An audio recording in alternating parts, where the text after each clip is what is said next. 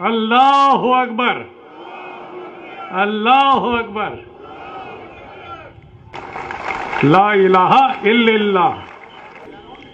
और ये बिल्कुल साफ होना चाहिए कि उस अल्लाह का कोई बेटा नहीं है, कोई भतीजा, कोई दामाद और कोई नहीं है, एक है अल्लाह। और इस तरीके से हमें अल्लाह की इबादत से, जिसे हम इस्लाम में तौहीद कहते हैं, एक तौहीद हमारी सबसे बड़ी बुनियादी सोच है।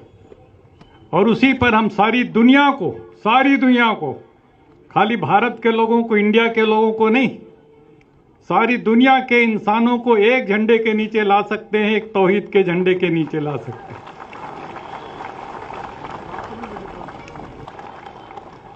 और जब हम अपने पैगंबर को याद करते हैं, इस्लाम में पैगंबर इस्लाम को,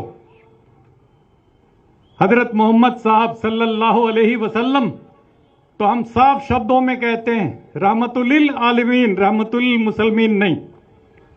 इसलिए सारी दुनिया और उसके लिए करुणा, उसके लिए दया, उस पैगाम को लेकर के जो लोग सारी दुनिया में, इसलिए इस्लाम खाली मुसलमानों का नहीं है, पूरी इंसानियत का मजहब है।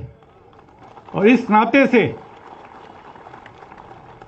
मुझे आपने अपने बीच में बुलाया, इतनी बड़ी इज्जत दी, मैं बहुत मशकूर हूं आपका और आपके इंतजामात से बड़ा मुतासिर हूं।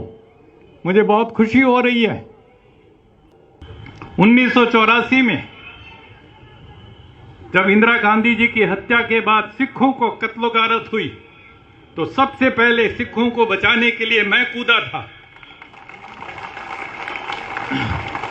और उस समय सिर पर इस रंग की पट्टी बांधे एक गोडसे भगत कह लो या हिंदुत्व वाला, वो मेरे ऊपर छुरा लेकर के दौड़ा लाजपत नगर दिल्ली में और कहता तू गद्दार है, कौम का गद्दार है।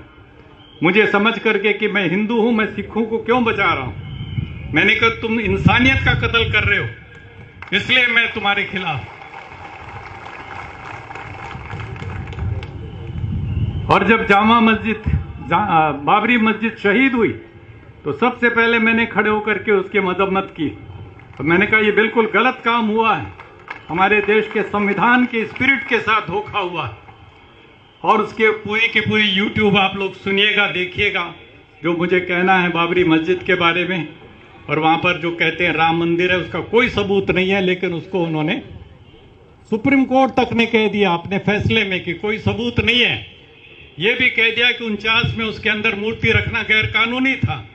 ये भी कह दिया कि वहां पर उसको गिराना बाबरी मस्जिद को गैर कानूनी था, जुल्म था। ये सब कहने के बावजूद उन्होंने वो उन्हीं को सौंप दिया। ये कैसा सुप्रीम कोर्ट है, हमारी समझ में नहीं आया।